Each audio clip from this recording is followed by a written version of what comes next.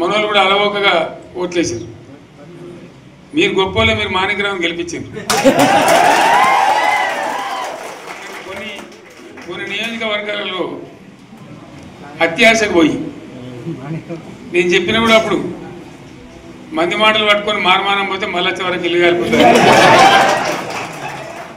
వీళ్ళని నమ్మితే అమాంతం మింగుతారు, మోసపోతాం. రైతు బంధుకు రామరామ అంటారు, దళిత బంధుకు జై భీమ్ అంటారు. వీళ్ళు ముంచుతారా నాయన అని చెప్పిన ఆయన వాడు తులం బంగారం ఇంత నీకు ఏంటి, నీకు బంగారం వడ్డానం పెడతాను కానీ ఆయనతో నమ్మి ఏమో మీ సంగతి ఎంతో చూద్దామని ఆయనతో వేసారు.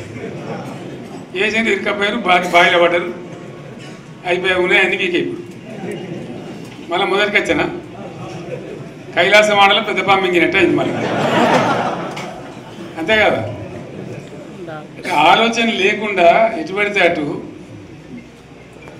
ఎవడో ఏదో చెప్తే నమ్మి ఓట్లేస్తే ఏమైంది అనేది ఒక మంచి గుణపాఠం ఇది తెలంగాణ. గ్యారంటీగా